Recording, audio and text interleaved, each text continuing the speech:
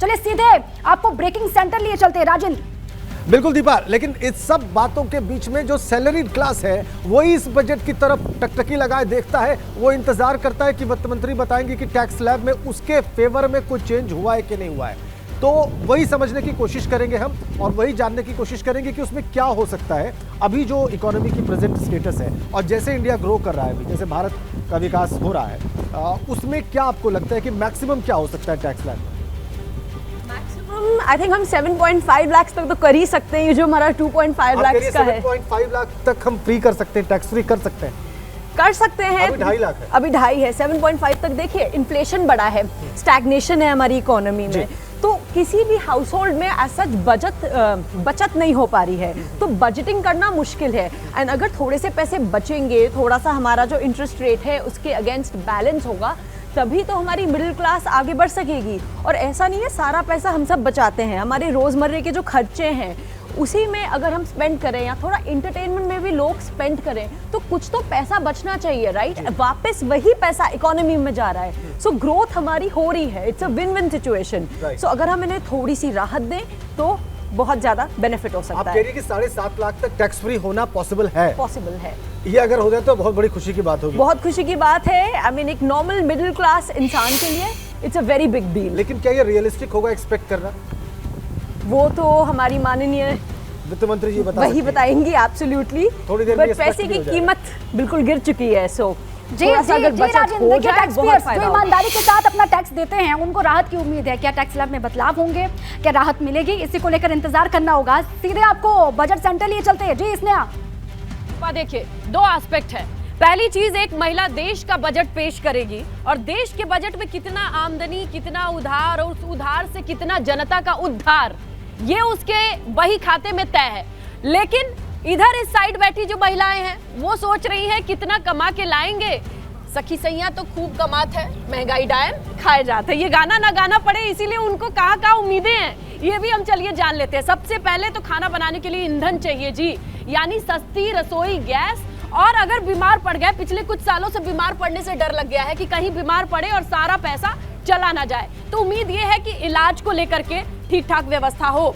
और उसके बाद बात कर लेते हैं उसकी कपड़ों की। शॉपिंग करना पड़ता है, शादियों का सीजन आता है, हम त्योहारों में जीने वाले देश हैं और त्योहारों पर खरीदारी का एक बहुत बड़ा बजट कपड़ों पे जाता है। तो कपड़ों पे ये उम्मीद रहेगी कि भाई सस्ते हो, थोड़ी शॉपिंग बढ़ाई जाए। उसके बाद बात कर लेते हैं इंडिया के मार्केट में बहुत बड़ा मार्केट गहनों का है। गहने सिर्फ सजावट नहीं है हमारे लिए, वो दहेज है या फिर स्त्री धन है, और इसलिए जरूरी है कि उस पे भी निगाहें औरतों की रहती है कि मेकअप, कॉस्मेटिक और गहने इतने तो हो कि हर कोई मध्यम से सामान्य वर्ग का अफोर्ड कर पाए, शादी ब्याह में बेटी को दे पाए, अपने घर ले आ पाए। इसीलिए इंदु जी से पूछेंगे कि महिलाओं को ध्यान में रख करके किस तरीके से बजट में कौन कौन से सेक्टर में इंदु जी आपको लगता है कि सरकार की जो दरिया दिली है वो दिखाई देगी?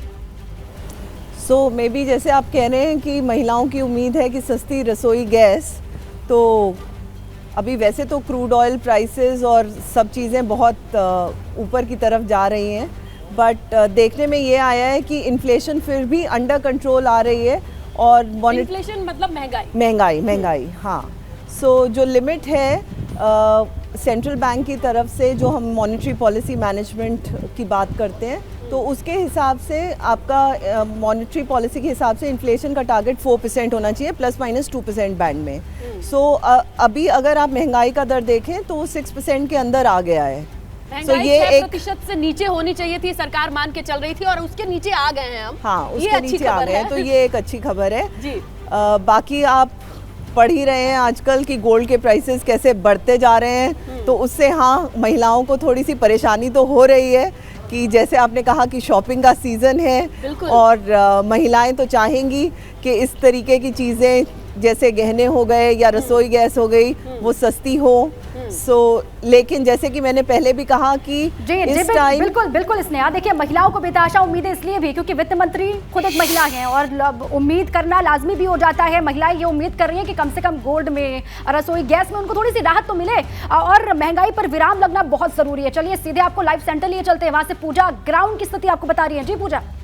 देखिए रतीश हमारे साथ जुड़े हुए हैं, चार्टेड अकाउंटेंट के साथ इस वक्त वो हैं, और नितिन है जो बिजनेसमैन के साथ इस वक्त मौजूद हैं। मैं निकिता जी की बात को आगे ले जाकर जाऊंगी रतीश के पास, क्योंकि उनके साथ सीएम मौजूद है और वो हमें ये अच्छे से बता पाएंगे, जैसा कि निकिता जी ने इस बात का जिक्र किया कि 7.5 लाख तक ये पॉसिबल है कि टैक्स फ्री किया जा सकता है।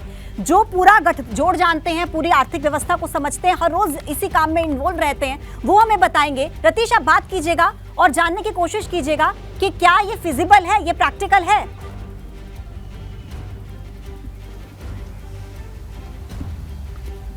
रतीश के पास हम अपने दर्शकों को लिए चलते हैं, लेकिन देखिए ये एक बहुत महत्वपूर्ण बात हो जाती है कि क्या 7.5 लाख तक टैक्स फ्री करना ये फिजिबल है, प्रैक्टिकल है। इस पर हम बात करेंगे। नितिन है और बिजनेसमैन के साथ वो इस वक्त मौजूद हैं, उनके पास हम दर्शकों को लेकर जाएंगे। विवेक महिलाओं के साथ भी इस वक्त मौजूद हैं, और महिलाओं की बात जैसे स्नेहलता कर रही थी, विवेक, महिलाओं की क्या उम्मीदें हैं, क्या चाह रही हैं, उनके रसोई के बजट को कैसे वो ठीक कर पाएं, बात कीजिए उनसे। जी बिल्कुल, इस समय मैं गोमती नगर के विपुल खंड इलाके में हूं, जहां पर बहुत सारी महिलाएं हमारे साथ हैं बात करने के लिए। और बजट चूंकि सबसे ज़्यादा प्रभावित इन्हीं को करता है, ये महिलाएं रसोई चलाती हैं, इसके अलावा बहुत सारे घर के खर्चे, बच्चों के फीस, कपड़े, ज्वेलरी खरीदना सब। तो क्या कहेंगी मैम, बजट किस तरह से आना चाहिए, क्या होना चाहिए उसका सब? ऐसा है कि ये बजट एक तो आम जनता की पे जितनी है उस हिसाब से थोड़ा उसका ध्यान रख करके, क्योंकि उसमें मेन महिलाएं हैं। महिलाओं का तो ये हर क्षेत्र में आजकल आगे बढ़ रही है, इसलिए उनको प्रोत्साहन अच्छे से मिलना चाहिए। रसोई की बात करें तो आप क्या कहेंगे? रसोई के सामान जो है हम लोगों को वो मैनेज करना पड़ता है, किचन हमारा ही मैनेजमेंट है, तो उसमें गवर्नमेंट को थोड़ा सा हम लोगों को कंसेशन देना चाहिए बजट में। तो उसके लिए गैस सिलेंडर और बहुत सारा आटा भी महंगा हो गया। देखिए, गैस सिलेंडर, आटा जो भी महंगा हुआ है, तो उतनी तनख्वाहें भी तो बढ़ती हैं, तो इसमें महंगाई का कोई प्रश्न उठता नहीं है। महंगाई का कोई रूल नहीं। और ना इनकम टैक्स स्लैब जो है महिलाओं के लिए थोड़ा इंक्रीज कर दीजिए, बहुत कम है, आपने कम कर रखा है 10 लाख। आप क्या कहेंगे? हम जो सैलरी बेस वाली हैं उनके तो इनकम टैक्स इतना कट जाता है कि वो उसी के बराबर हो जाता है। इसलिए क्या कहते हैं कि महिलाओं के इनकम टैक्स उस चीज़ में, हर चीज़ में छूट होनी चाहिए, जिससे कि उनको।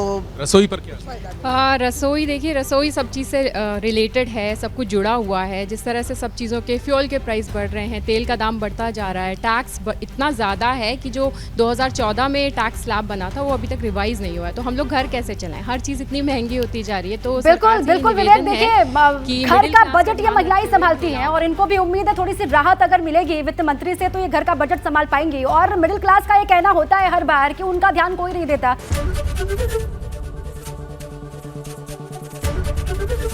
एबीपी गंगा, खबर आपकी, जुबान आपकी।